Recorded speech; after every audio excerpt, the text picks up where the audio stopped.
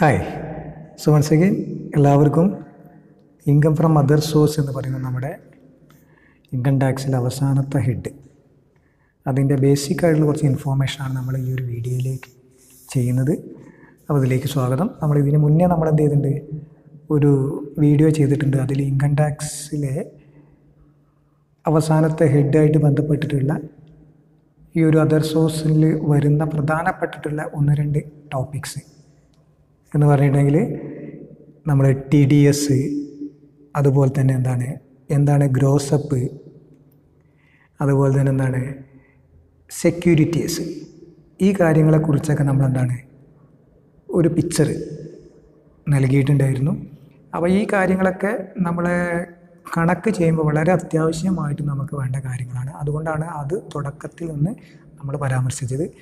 ഇന്ന് നമ്മൾ വീഡിയോയിൽ പ്രധാനമായിട്ടും ഇതിൻ്റെ എന്തെല്ലാമാണ് നമ്മൾ ഈ ഒരു അതർ സോഴ്സിൽ വരുന്ന ഇൻകങ്ങൾ, ഇതിനെക്കുറിച്ച് വ്യക്തമായിട്ട് നമുക്കൊന്ന് പഠിച്ചു പോകാം. ഓക്കെ, സോ സമയം കളയുന്നില്ല, ഇതിൻ്റെ ബേസിക് ഇൻഫോർമേഷനിലേക്ക് എല്ലാവർക്കും സ്വാഗതം. Income chargeable section 56 subsection 2.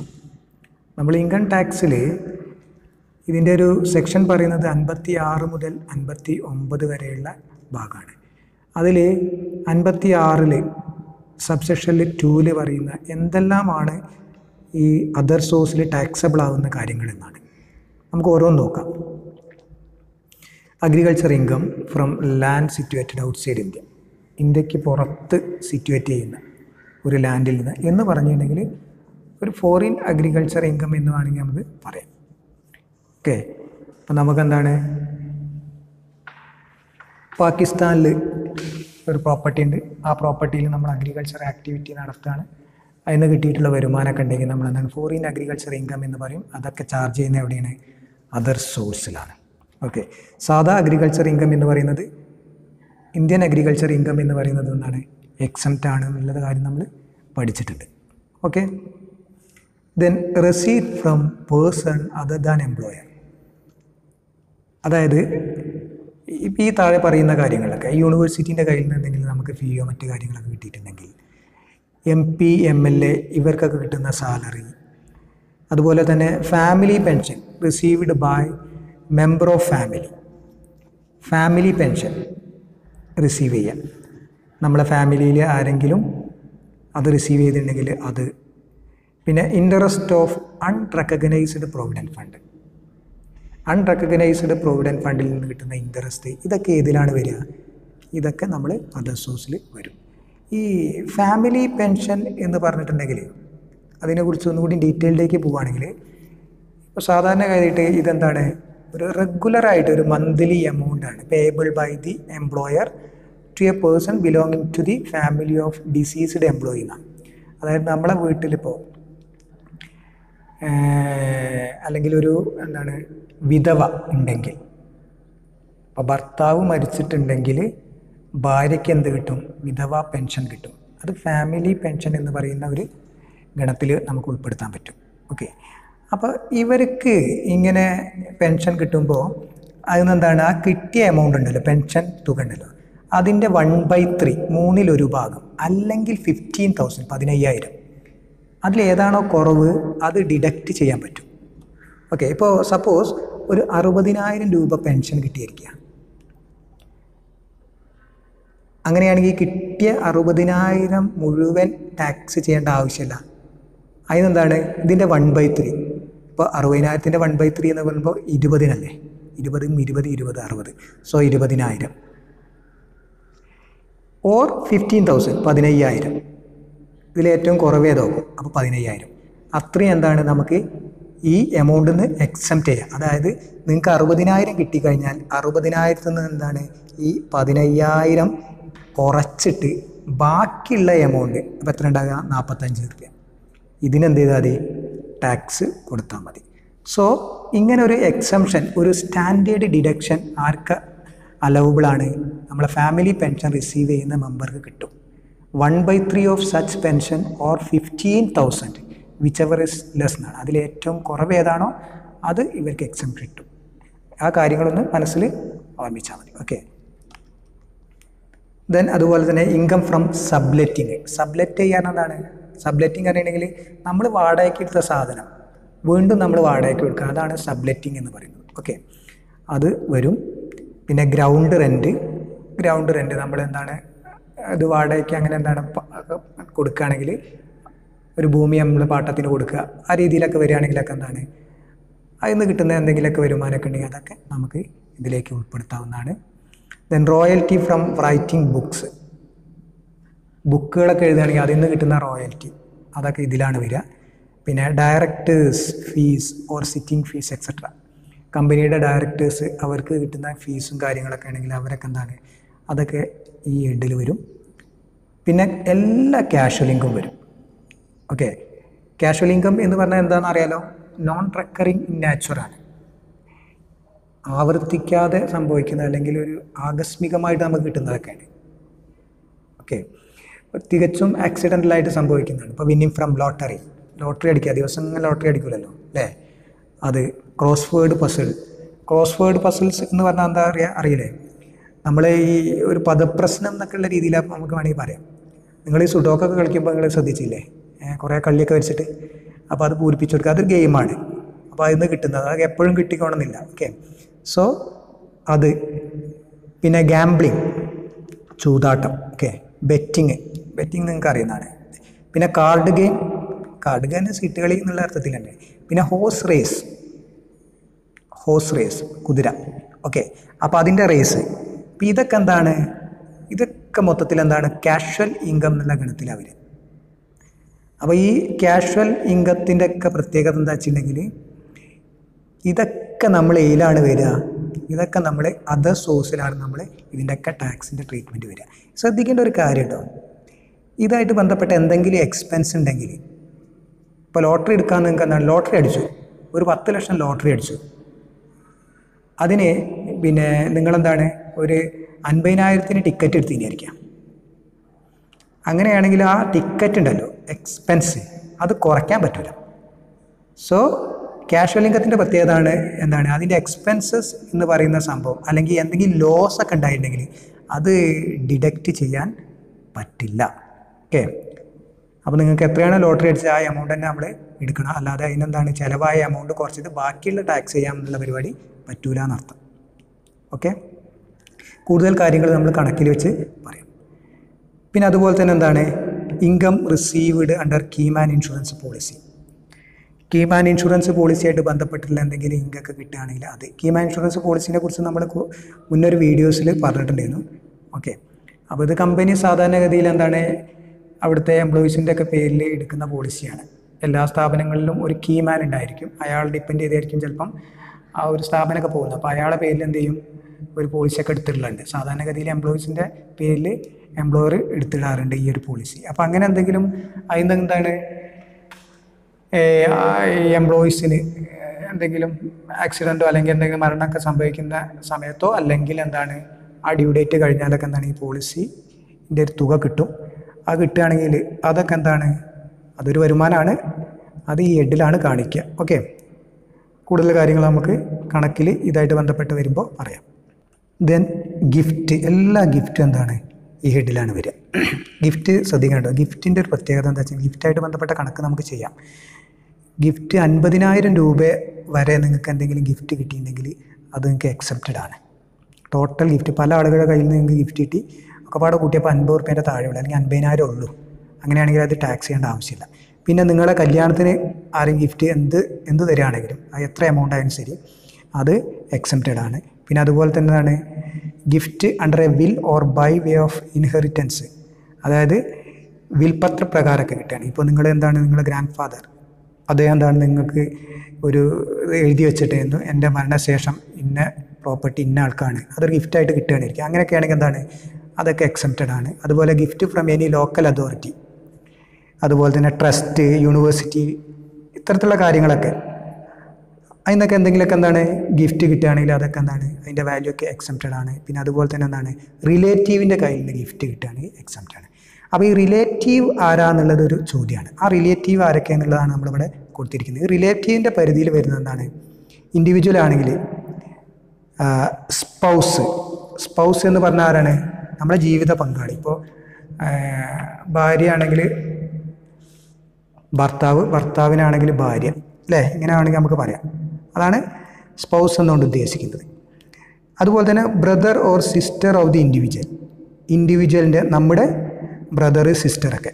അതുപോലെ brother or sister of the spouse of the individual, നമ്മുടെ ജീവിത പങ്കാളിൻ്റെ ബ്രദറും സിസ്റ്ററും. അതുപോലെ brother or sister of either of the parents of the individual, നമ്മുടെ പാരൻസ്, അച്ഛനും അമ്മയും എന്തായാലും റിലേറ്റീവ് ആണല്ലോ, അവരുടെ ബ്രദറും സിസ്റ്ററും.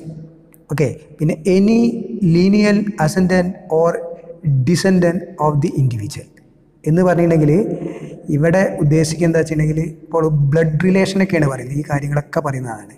നമ്മൾ ബ്ലഡ് ആയിട്ടുണ്ടെങ്കിൽ നേരിട്ടുള്ള ബ്ലഡ് റിലേഷൻ ഉണ്ടെങ്കിൽ അതൊക്കെ നമ്മൾ റിലേറ്റീവായിട്ട് പറയാം. ഇപ്പോൾ children, grand children, adopted children, നമ്മൾ ഒരു കുട്ടിയെ ദത്തെടുക്കുകയാണിരിക്കുക. അങ്ങനെ അഡോപ്റ്റഡ് ചിൽഡ്രൻ ആണെങ്കിൽ അതും നമ്മളെ റിലേഷനായിട്ട് തന്നെ പറയുന്നത്. അഡോപ്റ്റഡ് ചിൽഡ്രനും ബയോളജിക്കൽ ചിൽഡ്രനുമായിട്ട് ദർ ഇസ് നോ ഡിഫറൻസ്. ടാക്സിൽ അത്തരത്തിലുള്ള ഡിഫറൻസ് പറയുന്നില്ല. ഓക്കെ. ഇപ്പം നമ്മൾ സ്വന്തം നമ്മളെ രക്തത്തിൽ പറഞ്ഞ കുട്ടി, നമ്മൾ അഡോപ്റ്റ് ചെയ്തൊരു കുട്ടി, ഇത് രണ്ടും റിലേറ്റീവ്സ് എന്നുള്ള ഗണത്തിൽ ഒരേ രീതിയിൽ തന്നെയാണ് ടാക്സിൽ അത് പറയുന്നത്. ഓക്കെ. സോ അത് സ്പൗസിൻ്റെതൊക്കെ ആയാലും ശരി, സ്പൗസ് അഡോപ്റ്റ് ചെയ്തതായാലും ശരി, ഓക്കെ, എങ്ങനെ ആയാലും ശരി. ഓക്കെ. ഇൻഡിവിജ്വലിൻ്റെ കേസിലൊക്കെ ആണെങ്കിൽ ശരി. Spouse of the person referred to in B and F, ഇത് നമുക്ക് ഇനി പിന്നീട് കണക്കൊക്കെ വരുമ്പോൾ അവിടെ പരാമർശിക്കാം. ഈ ഒരു സെഷനിൽ പറഞ്ഞിരിക്കുന്ന കാര്യങ്ങളൊക്കെ അതിൽ വരും. അപ്പോൾ കോമൺ ആയിട്ട് നമ്മളെന്താണ് spouse, brothers, sisters, parents, brother in law, sister in law, father in law, mother in law, ഇങ്ങനെ പോയിട്ടുള്ള സകല ആളുകളും എന്താണ് റിലേറ്റീവ് എന്നുള്ള ഗണത്തിൽ നമുക്ക് പെടുത്താൻ പറ്റും. അപ്പോൾ ഫ്രണ്ട് എന്നൊക്കെ വരികയാണെങ്കിൽ എന്താണ് അത് റിലേറ്റീവ് അല്ല. ഓക്കെ. അപ്പോൾ ഇങ്ങനെയൊക്കെ നമുക്ക് കണ്ടാൽ നമുക്ക് തിരിച്ചറിഞ്ഞാൽ മതി. Any member of the family എന്നാണ്. ആ ഫാമിലിയിലുള്ള ഏത് മെമ്പർ ആയാലും HUF കേസിൽ എന്താണ് അത് റിലേറ്റീവായിട്ട് പരിഗണിക്കപ്പെടും. ഓക്കെ. അത് HUF എന്ന ഹിന്ദു അൺഡിവൈഡഡ് ഫാമിലി എന്നാണ്. അതൊരു കൂട്ടുകുടുംബമാണ്. അതുകൊണ്ട് തന്നെ എന്താണ് ആ കുടുംബത്തിലെ ഏതൊരു മെമ്പറും എന്താണ് റിലേറ്റീവായിട്ട് നമുക്ക് പറയാൻ പറ്റും. ഓക്കെ. അങ്ങനെ റിലേറ്റീവിൻ്റെ കയ്യിൽ നിന്ന് കിട്ടുന്ന വരുമാനമൊക്കെ എന്താണ് ഗിഫ്റ്റൊക്കെ എന്താണ് എക്സംപ്റ്റ് ആയിട്ട് പറയും. Okay. Next underwriting commission. Underwriting എന്താണെന്ന് അറിയില്ലേ? നമ്മൾ അക്കൗണ്ടിങ്ങിലൊക്കെ ആ ടൈം കേട്ടിട്ടുണ്ടാവും അല്ലേ? ഫോർ എക്സാമ്പിൾ, ഒരു കമ്പനിക്ക് വേണമെങ്കിൽ എന്ത് ചെയ്യാം, അവരുടെ ക്യാപിറ്റൽ സ്വരൂപിക്കുന്നതിൻ്റെ ഭാഗമായിട്ട് ഷെയറുകളും ഡിബഞ്ചറുകളൊക്കെ ഇഷ്യൂ ചെയ്യാം, പൊതുജനങ്ങൾക്ക് ഇഷ്യൂ ചെയ്യാം എന്ന് നമ്മൾ പഠിച്ചിട്ടുണ്ട് അക്കൗണ്ടിങ്ങിലൊക്കെ. ഇഷ്യൂ ഷെയർസ്, ഡിബഞ്ചേഴ്സ് എന്നൊക്കെ അല്ലേ? ഇങ്ങനെ ഒരു കമ്പനി പൊതുജനങ്ങൾക്ക് ഷെയറുകളൊക്കെ ഇഷ്യൂ ചെയ്യുമ്പോൾ അതിൻ്റെ ഒരു നിശ്ചിത ഭാഗം ജനങ്ങൾ സബ്സ്ക്രൈബ് ചെയ്യണം, വാങ്ങിക്കണം എന്നൊരു കണക്കുണ്ട്, നിയമപരമായിട്ടുള്ള കണക്കുണ്ട്. അപ്പോൾ അത് എത്തിയിട്ടില്ലെങ്കിൽ അല്ലെങ്കിൽ അത്രയും വാങ്ങിച്ചിട്ടില്ലെങ്കിൽ ആ വാങ്ങിക്കാത്ത ബാക്കി ഭാഗം ഞങ്ങൾ വാങ്ങിച്ചോളാം എന്ന് പറഞ്ഞ് വരുന്നൊരു വിഭാഗമുണ്ട്. അതാണ് അണ്ടർറൈറ്റേഴ്സ് എന്ന് പറയുന്ന ഒരു വിഭാഗം. അത് മേ ബി ചിലപ്പോൾ ഒരു ഏജൻസി, ഒരു കമ്പനിയൊക്കെ ആവാം. അപ്പോൾ അവർക്ക് അതിനെന്ത് ചെയ്യേണ്ടി വരും? ആ റിസ്ക് അവരെടുക്കുന്നതുകൊണ്ട് അവർക്ക് അതിന് കമ്മീഷനും മറ്റും കൊടുക്കേണ്ടി വരും. ഓക്കെ. അപ്പോൾ ഇതാണ് അണ്ടർറൈറ്റിംഗ് എന്ന് പറയുന്ന ഒരു സംഭവം. ഓക്കെ. എനിവേ അണ്ടർറൈറ്റിംഗ് കമ്മീഷൻ എന്ന് പറയുന്ന സംഭവം എന്താണ് അതർ സോഴ്സിൽ വരുന്ന ഒരു ഭാഗമാണ്. ദെൻ ഇൻട്രസ്റ്റ് എന്ന് പറയുമ്പോൾ ഇൻട്രസ്റ്റ് ഓൺ സെക്യൂരിറ്റീസ്, ഇപ്പോൾ ഷെയറുകൾ, സെക്യൂരിറ്റീസ്. അപ്പോൾ അതിലൊക്കെ നമ്മൾ നിക്ഷേപിക്കുമ്പോൾ സ്വാഭാവികമായിട്ടും അതിന് നമുക്ക് എന്ത് കിട്ടും? ഇൻട്രസ്റ്റൊക്കെ കിട്ടും. അത്തരത്തിലുള്ള ഇൻട്രസ്റ്റ് ഓൺ സെക്യൂരിറ്റീസൊക്കെ നമ്മളെന്താണ് ഈ ഹെഡിൽ വരുന്നതാണ്. ദെൻ ഡിവിഡൻഡ് ലാഭവിഹിതം അല്ലേ? ഈ ഡിവിഡൻറ്റിനെ കുറിച്ച് പറയുമ്പോൾ ഇപ്പോൾ ഈ ഒരു ഇന്ത്യൻ കമ്പനീൻ്റെ കയ്യിൽ നിന്ന് നമുക്ക് ഡിവിഡൻറ്റ് കിട്ടുകയാണെങ്കിൽ അത് ഫുള്ളി എക്സംപ്റ്റഡ് ആണ്. ഫോറിൻ കമ്പനീൻ്റെ കയ്യിൽ നിന്നാണ് കിട്ടുന്നതെങ്കിൽ അത് ടാക്സബിളാണ്. അപ്പോൾ ആ ഫോറിൻ കമ്പനീൻ്റെ കയ്യിൽ നിന്ന് കിട്ടുന്ന ഡിവിഡൻ്റാണ് നമ്മളിവിടെ അതർ സോഴ്സിൽ വരിക. മറ്റത് ഇവിടെ കാണിച്ചിട്ട് എക്സംപ്റ്റ് എന്ന് എഴുതുകയാണ് ചെയ്യുക.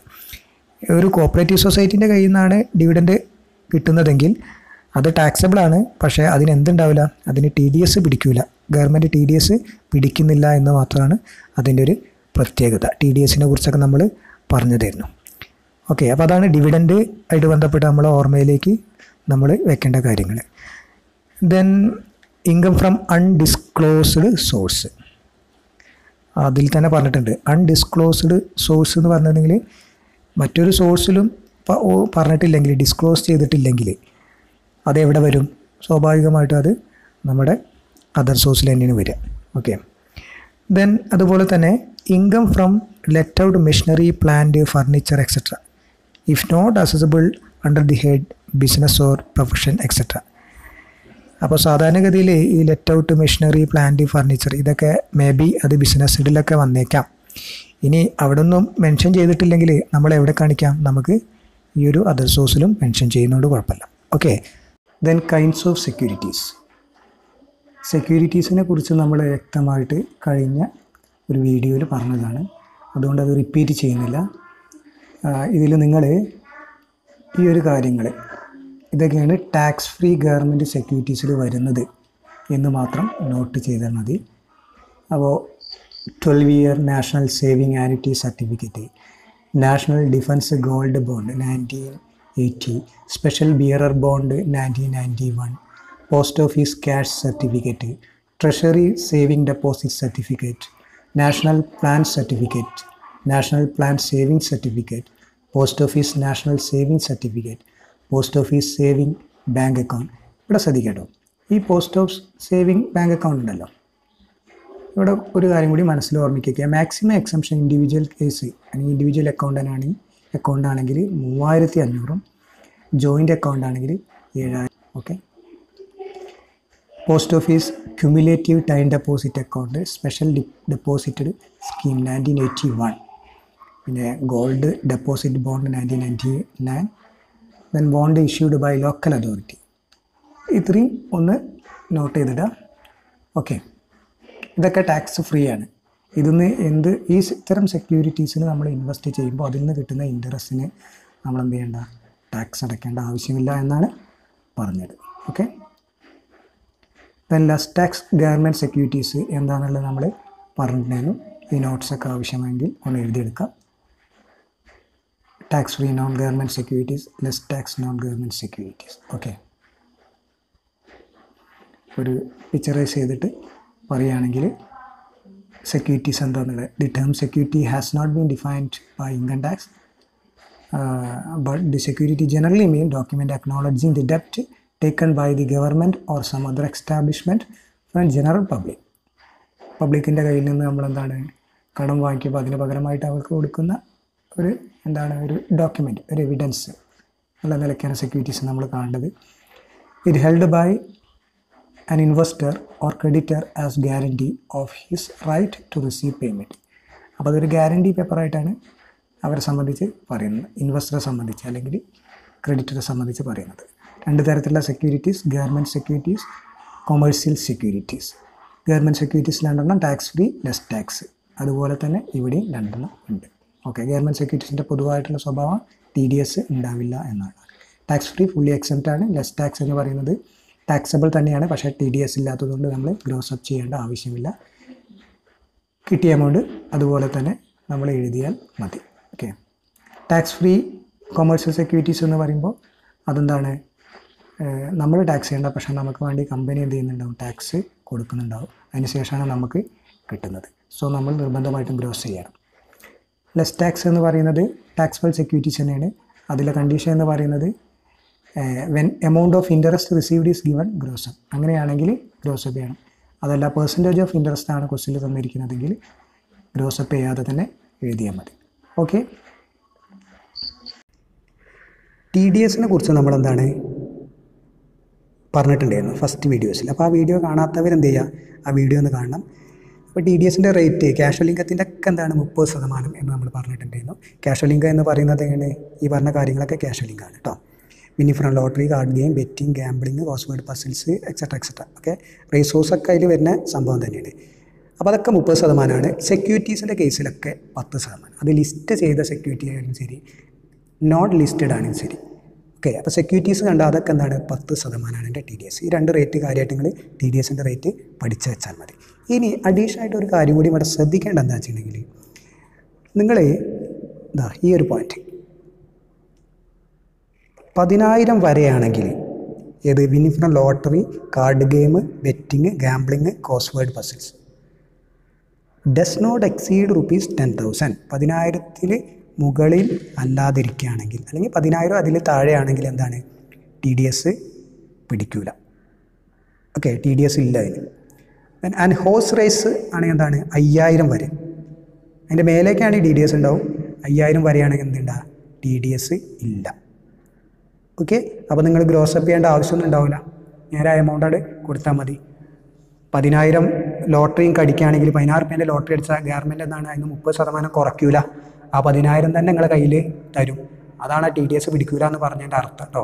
നേരെ മറിച്ച് നിങ്ങൾക്ക് എന്താണ് 20,000 അടിക്കുകയാണെങ്കിൽ ലോട്ടറി അടിക്കുകയാണെങ്കിൽ ആ 20,000-ൻ്റെ 30% ഗവൺമെൻറ് പിടിച്ച് ബാക്കി ഞങ്ങളെ കയ്യിലേക്ക് കിട്ടുള്ളൂ. സോ അതാണ് 10,000 വരെയാണെങ്കിൽ എന്താണ് ഈ പറഞ്ഞ കാര്യങ്ങൾക്കൊന്നും എന്താണ് ടി ഡി എസ് ഇല്ല. അതുപോലെ അത് റേസോഴ്സിൻ്റെ കേസാണെങ്കിൽ 5,000 ആണ്. ഓക്കെ ആണല്ലോ.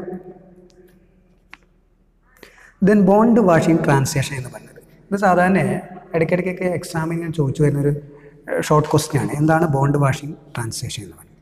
അപ്പോൾ it's a device to avoid tax by high income group of assessee by transferring securities to low income class of assessee on the eve of the due date of the interest. അതായത് പറഞ്ഞ ഇത്രയേ ഉള്ളൂ, വളരെ സിമ്പിളാണ്. അപ്പോൾ നിങ്ങൾ ഒരു high income ഗ്രൂപ്പുള്ള ആളാണിരിക്കുക. അതായത് നിങ്ങൾക്ക് അത്യാവശ്യം നല്ല സാലറി ഒക്കെ ഉണ്ട്, വളരെ വലിയൊരു വരുമാനമുള്ള ആളാണിരിക്കുക. അപ്പോൾ സ്വാഭാവികമായിട്ടും നിങ്ങൾക്ക് എന്തുണ്ടാവും, ടാക്സിൻ്റെ പരിധിയിൽ വരുന്ന ആളായിരിക്കും നിങ്ങൾക്ക്. സെക്യൂരിറ്റീസൊക്കെ നോർമലി എന്താണ് അതിൽ നിന്ന് കിട്ടുന്ന ഇൻട്രസ്റ്റൊക്കെ നമ്മൾ ടാക്സ് ചെയ്യും വേണ്ടി വരും. അപ്പോൾ നിങ്ങൾക്ക് എന്ത് ചെയ്യാം, ഈ സെക്യൂരിറ്റീസ് അതിന് ഇൻട്രസ്റ്റ് ഡ്യൂ ആകുന്ന ഒരു ടൈം ഉണ്ടാവും. ആ ഡ്യൂ ആകുന്നതിൻ്റെ മുന്നേ നിങ്ങൾ എന്ത് ചെയ്യും, നിങ്ങളുടെ വൈഫിൻ്റെക്ക് ഇതാണ് ട്രാൻസ്ഫർ ചെയ്യും. എന്നിട്ട് ആ ഡ്യൂ ഡേറ്റ് കഴിഞ്ഞിട്ട് ആ സമയം കഴിഞ്ഞതിന് ശേഷം വീണ്ടും നിങ്ങൾ എന്ത് ചെയ്യും, ഇത് നിങ്ങളിലേക്ക് ഒറിജിനൽ ഓണറായിട്ടുള്ള നിങ്ങളിലേക്ക് തന്നെ വീണ്ടും റീട്രാൻസ്ഫർ ചെയ്യും. അപ്പോൾ എന്തിനു വേണ്ടിയിട്ടാണ്? നിങ്ങൾ ടാക്സിന് കഴിച്ചിടാൻ വേണ്ടിയിട്ടാണ്. അതിന് ടാക്സ് കൊടുക്കാതിരിക്കാൻ വേണ്ടിയിട്ടാണ്. അപ്പോൾ ഇതിൻ്റെ ലോജിക്ക് എന്താ വെച്ചിട്ടുണ്ടെങ്കിൽ സാധാരണഗതിയിൽ securities is charged to tax in the hands of the owner എന്നാണ്. ആരാണോ ഓണർ, ഓണറിലേക്കാണ് സെക്യൂരിറ്റീസിൻ്റെ പുറത്ത് കിട്ടുന്ന ഈ ഇൻട്രസ്റ്റിനൊക്കെ ടാക്സ് വരിക. അപ്പോൾ ആ ഓണർഷിപ്പ് തൽക്കാലങ്ങളാണ് മാറ്റാണ്. എന്നിട്ട് ആ ഡേറ്റിന് കഴിഞ്ഞിട്ട് നിങ്ങൾ എന്ത് ചെയ്യും, transfer these in the name of real owner. നിങ്ങളിലേക്ക് തന്നെ വീണ്ടും എന്താണ് അത് ട്രാൻസ്ഫർ ചെയ്യും. അതാണ് പരിപാടി. അപ്പോൾ എന്താണ് ഇത് പ്രിവെൻറ്റ് ചെയ്യാൻ വേണ്ടിയിട്ട് അസസിങ് ഓഫീസർ ഈ പരിപാടി മനസ്സിലാക്കിയിട്ടുണ്ടെങ്കിൽ, ഐഡൻറ്റിഫൈ ചെയ്തിട്ടുണ്ടെങ്കിൽ എന്ത് ചെയ്യും, മൂപ്പർക്ക് എന്ത് ചെയ്യാൻ പറ്റും, he can include this income to real owner. ഇത് നമ്മളിലേക്ക് തന്നെ എന്ത് ചെയ്യാൻ പറ്റും, ഇതിനെ ക്ലബ് ചെയ്യാൻ വേണ്ടിയിട്ട് പറ്റും. ഓക്കെ, സോ അപ്പോൾ ഇതൊരു ടെക്നിക്കാണ്, സാധാരണയായിട്ട് ഉപയോഗിക്കുന്ന ഒരു ടെക്നിക്കാണ്. എന്ത്, നമ്മൾ ഹൈ ഇൻകം ക്ലാസ്സുള്ള ആളുകൾ അവരുടെ ടാക്സിൽ നിന്ന് കഴിച്ചിടാൻ വേണ്ടിയിട്ട് ആ സെക്യൂരിറ്റീസ് എന്ത് ചെയ്യും, താൽക്കാലികമായിട്ട് ലോ ഇൻകം ഉള്ള കുറച്ച് ആളുകളിലേക്ക് ഇത് ഷിഫ്റ്റ് ചെയ്യാണ്, താൽക്കാലികമായിട്ട് ഷിഫ്റ്റ് ചെയ്യാണ്. ഓക്കെ, ആ പ്രതിഭാസത്തെ വിളിക്കുന്ന പേരാണ് ബോണ്ട് വാഷിംഗ് ട്രാൻസാക്ഷൻ. സോ ഇത്രയും കാര്യങ്ങളാണ് നമ്മൾ ഈ ഒരു അതർ സോഴ്സുമായിട്ട് നമുക്ക് അറിഞ്ഞിരിക്കേണ്ട പ്രധാനപ്പെട്ട കാര്യങ്ങൾ. ഇനി മറ്റു കാര്യങ്ങൾ നമുക്കെന്താണ് പ്രോബ്ലം ഡിസ്കസ് ചെയ്യുമ്പോൾ അതായിട്ട് ബന്ധപ്പെട്ട് പറയാം. ഓക്കെ, അപ്പോൾ ഈ ഒരു ഭാഗം കറക്റ്റായിട്ട് നിങ്ങൾ മനസ്സിലാക്കിയിട്ടുണ്ടെങ്കിൽ അതർ സോഴ്സായിട്ട് ബന്ധപ്പെട്ട ഒരു 70% കാര്യങ്ങൾ നമുക്കെന്താണ് ക്ലിയറായി എന്നർത്ഥം. ഓക്കെ, അപ്പോൾ നമുക്ക് പ്രോബ്ലമായിട്ട് വീണ്ടും നമുക്ക് വരാം. ഓക്കെ.